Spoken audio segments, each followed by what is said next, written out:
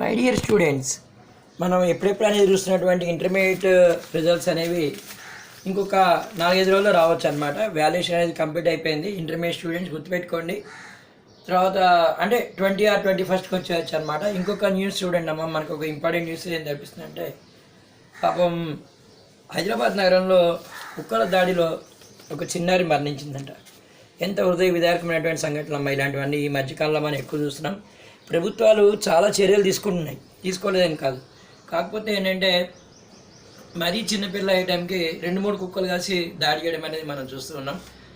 ఈ ఎండలకు కూడా కుక్కల్లో చాలా పిచ్చి అలా వచ్చేసి మొత్తం దాడి చేసినాయి. కొంచెం జాగ్రత్తగా ఉండాలి.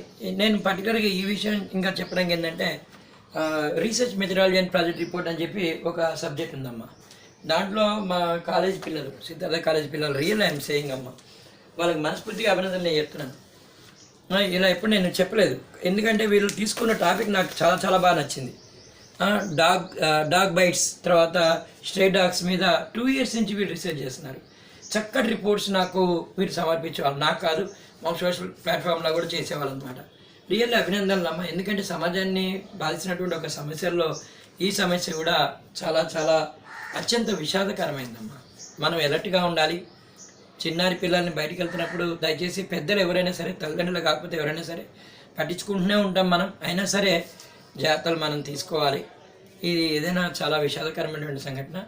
దీనికి ఏం చేస్తే బాగుంటుందని చెప్పి మా స్టూడెంట్స్ కొన్ని సజెషన్స్ అయితే ఇచ్చారనమాట. అంటే కుక్కల పైన దాడి చేసి కొట్టడం, చంపడం అలా కాదండి.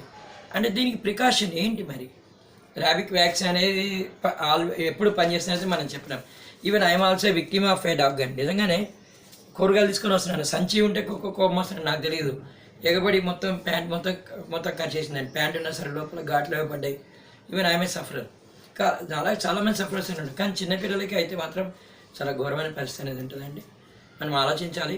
And I really appreciate students of Siddhartha education institutions, DSNR కదండి. నిజంగా నేను చెప్తున్నాను, వీళ్ళు తీసుకున్న టాపిక్ అది. ఈ సజెషన్స్ని దయచేసి బాగా ఉపయోగపడినట్లయితే మాత్రం తప్పనిసరిగా మనం సోషల్ మీడియాలో అలా అప్లోడ్ చేసి ప్రభుత్వానికి కూడా ఉపయోగకరంగా ఉన్నట్లయితే మనం దాన్ని చూపించవచ్చు అనమాట. చాలా కాలేజీల వాళ్ళు కూడా చేసి ఉంటారు. కాకపోతే ఏంటంటే వీళ్ళు చేసినటువంటి రిపోర్ట్ నేను చదివాను. నేను పిల్లలు ఇచ్చిన సజెషన్స్ కూడా చాలా చాలా చాలా బాగున్నాయండి. అంటే పిల్లల్ని మనం వదిలేస్తామని చెప్పి అంటే ఆడుకోవడానికి వెళ్ళిపోతుంటారు కదండి. ఇలాంటి సందర్భంలో కాస్త అవగాహన కలిగి ఉండాలి. ఎవరు కూడా ఇలాంటి విషాదకరమైన సంఘటన విక్టిమ్ అనేది కాకూడదండి. థ్యాంక్ యూ అండి. Real appreciate my students and everyone. నిజంగానే కొంచెం జాగ్రత్త తీసుకోవాలండి స్ట్రే డాగ్స్ విషయంలో. పర్టికులర్గా చూడండి, ఇళ్ళ ముందే ఉంటాయి.